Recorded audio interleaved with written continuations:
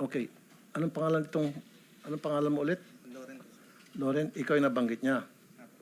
Okay. So ikaw yung nabigyan din ng fake ID. Hindi po, Your Honor. Ba't nabanggit ang pangalan mo?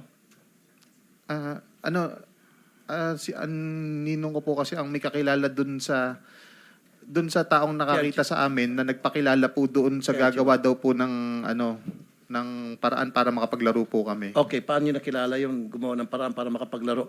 Itong si Hernandez. Your Honor, hindi ko po alam yung sinasabi nila. Nagkataon lang po. May isang kakilala ron sa casino na... Mag-o-taking nga siguro ito muna. Nag-o-taking ka na ba? Opo. Sige. Sige. And then? Nakakwentuhan lang po namin kung paano po sila nakakuha ng fake ID, hindi ko po alam. Paano mo nakilala? Nakilala ko lang po, namukhaan ko lang po sa casino na nakakilala ko po dati po yun. Pero hindi ko po alam kung paano po sila nirelate doon sa sinasabi nilang pangalang isa kang ina, hindi ko kilala yun. So, ibig sabihin, ikaw ang lumapit kasi kilala mo yung... Hindi po. Ikaw ang nilapitan. Na sila po ang lumapit sa kanila po, sa amin po. Kaya nga, bakit kayo nilapitan? Hindi po. Siyempre, may purpose yun. Kaya kanilapitan, alam nila na kayo galing sa DPWH, alam nila na marami kayong perang pansugal. Although alam nila na bawal, di ba? Your Honor, hindi po ako taga DPWH. Hindi ka taga DPWH. Hindi po. Anong trabaho mo? Negosyante po ako, Your Honor. Anong negosyo mo? May mga aviaries po ako, may mga nagpapa-lending din po at may mga resto po ako. May mga Resto po. restaurant. Opo. Tapos meron kang lending. So, pinapautang mo ito? Hindi po. Okay. Pabalik tayo kay Bryce. Bryce, 36 bank accounts. Napakarami nito. Mga ordinaryong tao, isa lang. Yung iba, dalawa, the most. Ikaw, meron kang 36 bank accounts. Paano mo ma-justify? Sabihin natin meron kang negosyo. Sideline, sabi mo, nagbebenta ka ng motor o meron kang share doon sa mga kakilala mo na nagbebenta ng motor. Paano ma-justify na magkaroon ka ng 36 bank accounts? Your Honor, karamihan po naman dyan, yung mga kakilala ko na nagtatrabaho sa bangko, nakikiusap, pwede ba mag-open ng account? Kung ako naman po, kung magkano minimum na kaya ko, i-open ko po. Okay. Di ba, pag nagdeposito ka ng more than 500,000, you have to justify that. So yung mga pumapasok na milyones at one time, paano mo na-justify doon sa bangko para tanggapin yung malaking milyones na pera na pinapasok mo? Hindi ko rin po alam, Your Honor, basta pinapayagan naman po ng mag-deposit po. Pinapayagan ka. No po, Your Honor. Okay, magbanggit ka ng bangko halimbawa. For example, AUB po. AUB. Po. Pag pumunta ka sa AUB, magdeposito ka ng more than 500, you have to justify. You have to show proof na yung perang yon ay legit at saan ang galing yon. Tama? In your case, exempted ka. Wala po akong matandaan, Your Honor, na hiningan po ako ng proof na... So, ibig sabihin, lahat ng bangko, itong 36 bank accounts mo, lahat ng bangkong ito, hindi ka na hinihinga ng proof kung saan ang galing yung pera din na deposito mo. Minsan po, yung iba po humingi. Pero doon po, parang madalas po, hindi po talaga, Your Honor. Kahit po more than 500,000, hindi po. Magkano pinakamalaking dinepositong pera? Parang 10 million po. Okay. 10 million nag-deposit ka. Hindi ka man lang hiningian ng pruweba ng bangko kung na yung pera yun ay legit at saan ang galing? Ay, yan po na hiningan po ako nun. So, anong pinakita mong pruweba? Resibo po nung pagkakagawa ng warehouse po. So gumawa-gawa ka ng resibo na gumawa ka ng, meron kang ginawang warehouse. Hindi po, Your Honor. Na Sa parang construction. nag-private po na, hindi po ako sa gobyerno ng kontrata nun sa sa private po, mga warehouse po. Senator Rafi, Subcon, ganun po. pandagdag kaalaman lang, si Loren Cruz, ito yung sinasabi na bagman ni Henry Alcantara. Siya rin yung may-ari noong tambayan na kinonfirm naman ni Bryce Hernandez last hearing. So yan yung background ni Loren Cruz. Kaya natin siya inimbitahan. Katunayan, marami tayong na-trace na sasakyan. Kasi pag nagdo-donate ng sasakyan si Henry Alcantara, kung bakit, sa kanya nakapangalan yung mga sales invoice. So yun, dagdag FYI lang para for you to pursue. So, bagman ka, Mr. Cruz? Mr. Chair, hindi po ako bagman. Sinabi ni Bryce yan last time. Inamin na niya, no? Gusto mo magsapukan kayong dalawa. Sen, ikaw po nagsabi na bagman siya. Kinonfirm ko lang po. Kinonfirm mo, pareho na lang yon. Opo, salamat po, Your Honor. Kinonfirm at saka sinabi, parehas lang yon.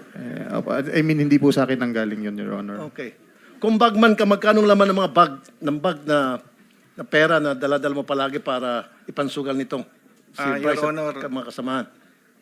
Hindi po ako bagman. With the indulgence of Senator Rafi, Mr. Cruz, parang awa mo na sa sarili mo.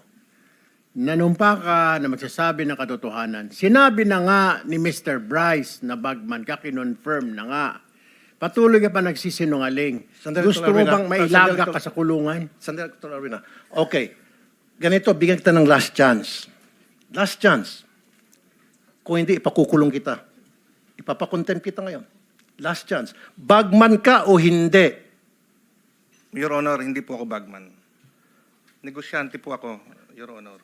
Kinonfirm ni Bryce na ikaw ay bagman at magkakilala kayo. So bakit niya i-confirm na ikaw ay bagman kung hindi naman talaga? Last chance. Dahil kung hindi, I will cite you in contempt, Mr. Chair. Shokos pala. Si Shokos kita. Explain. Why I should not file you in contempt? Your Honor, kaya lang po ako natawag na bagman na hindi naman po talaga ako bagman ni Mr. Chair. Yung pong Alcantara. kaya lang po ako natawag na bagman ni Senator Ping dahil po doon sa mga sasakyang ipinangalan sa akin. Hindi si Senator Lacson ang sabi na bagman ka, si Alcantara nagsabi at kinumpirma ni... Hindi po si Alcantara ang nagsabi. Yung tambayan, bahay mo yun, property mo yun, ano? Yes, Mr. Chair. Okay, thank you. Okay. Tambayan, yung dalahan ng pera, hindi ba? Mr. Chair, Tambakan ng pera. sa pagkakatanda ko po, sa pagkakaalam ko po, Mr. Chair, ang isang beses ko lang po sila nakitang nagdala sa sinasabi pong bahay ko po. Kaya nga, kung bagsakan ng pera yung isang establishmento na pag-aari mo, then it's tantamount to you being a bagman. Kasi sinasalo mo yung mga pera galing sa kanila. Doon binabagsak. Bagsakan ka ng pera yung establishmento na pag-aari mo. Yung tambayan, kung tawagin. Your Honor, yung... So inaamin mo na ikaw may-ari ng tambayan. Yes, Your Honor, ako po may-ari. Okay. So hindi mo alam, magbabagsak dyan, milyones na pera sa bahay mo? Hindi ka aware? Ano ka, tanga?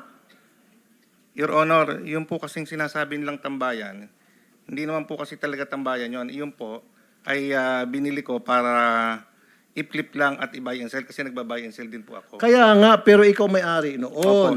At yung lugar na yon, yun ay bagsakan ng mga salapi. Your Honor, gaya nga po ng nasabi ko, sa pagkakatanda ko po, isang beses ko lang po nakitang merong pera doon. Magkano yung isang beses lang, kuno, sabi mo, na binagsakan ng pera yung tambayan? Your Honor, hindi ko po alam kung anong total no kasi hindi naman po ako kasali sa opisina nila. So hindi mo man lang ini-inquire na baka illegal na yun, baka pera galing sa droga yun, o baka pera na galing sa pang-hold up yun sa bangko? Your Siyempre mag-inquire ka.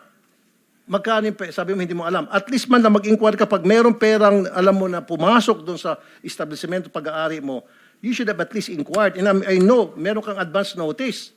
Hindi naman pwedeng basta-basta magdadala ng pera yung isang grupo dyan sa tambayan nang hindi mo aware, na hindi ka aware, na hindi tinimbri sa'yo. Your Honor, kasi po, yung sinasabi nilang tambayan, open naman po silang magpunta doon. Kahit anytime po sila magpunta doon, nakakapunta po sila. Kaya hindi ko po na monitor kung nagpupunta sila, kung kailan sila nagpupunta kasi open po yun. I know, lahat naman ng restaurant open to the public. Yung tambayan pong sinasabi Lahat nila, naman ng bakit po? establishmento, pwede mo sabihin, open. Kasi labas-pasok sila. Pero at least man lang, alam mo kung sino-sino yung mga taong pupunta doon. Diba? Imposible, hindi mo alam kung sino yung mga tumatambay doon. Yes, Your Honor. At alam mo na mayroong mga nangyayaring aktibidad na kung saan milyones na pera ang binabagsak doon. Alam mo yun, imposible hindi. Your Honor, gaya nga po nung nasabi ko, isang beses ko lang po nakitang nagdala sila doon. Kagaya nga po ng gusto kong sabihin sa inyo, pagkakita ko po kung anong yung isang instance po na yon, ay pinagsabihan ko sila na wag na silang magdadala doon. Talaga So po. pinagsabihan mo. Opo. Okay. Yung mga pupunta doon sa tambayan, ito yung mga taga-DPWH. Kadalasan po, Your Honor. Kadalasan. Opo. Tapos doon sila naghati-hati ng pera na hindi mo alam. Doon sila naghati-hati. Hindi ko po alam kung pinaghatian na yon o kung para saan po yun. Hindi ko po alam, Your Honor. Hindi mo alam kung saan galing yung pera na dinadala doon. Yes, Your Honor. Basta alam mo, mayroong milyones dyan at nandiyan yung mga taga-DPWH at sila ay maghati-hatian doon. Your Honor, isang beses ko lang po nakita yon at pinagsabihan ko din po agad sila. At hindi mo alam kung magkano. Your Honor, hindi ko po alam po magkano. Bryce, nakapunta ka sa tambayan? Opo, Your Honor. Ilang beses na ginawang bagsakan ng pera yung tambayan sa maalala mo? Mahigit po sa isang beses, Your Honor. Hindi ko po alam kung ilan po ang beses, to be exact. Mahigit sa isang beses. Opo, Your Honor. Sinungaling ka. Your Honor, ang sabi ko po, Imposible hindi mo alam na mayroong mga perang dinadala dyan sa lugar mo at malalaking perang pinag-uusapan, hindi na mga barya-barya. But anyway, Bryce, magkano yung mga perang dinadala sa tambayan tuwing magbabagsak ng pera? Sa pagkaalala ko po, billion po. Billion? Your Honor. Opo. Kada bagsak? Opo, basta marami po siyang pera, hindi po bababa sa 100 milyon, Your Honor. Oh, okay. At any given day, any given time, magkano yung binabagsak sa tambayan, sa maalala mo? Yung picture na nakita ko po, dahil sabi ko nga po, doon ko lang po nakita yung ganong karaming pera na puno yung bilyaran. Alam ko po, mahigit po sa 1 billion yun, Your Honor. Mahigit 1 bilyon. Magkano, ilang kayo naghati-hatian doon? Hindi po para sa amin yun, Your Honor. Alam ko po, delivery po yun for delivery po sa proponent. Kung tama po pagkakalala ko. At sino yung proponent? Tingin ko po, kung tama po yung pagkakaalala ko, sabi po ni Boss Henry, yun po yung kay Zaldico. Magkano yung commission mo doon? Your Honor, wala po akong commission doon kahit magkano po.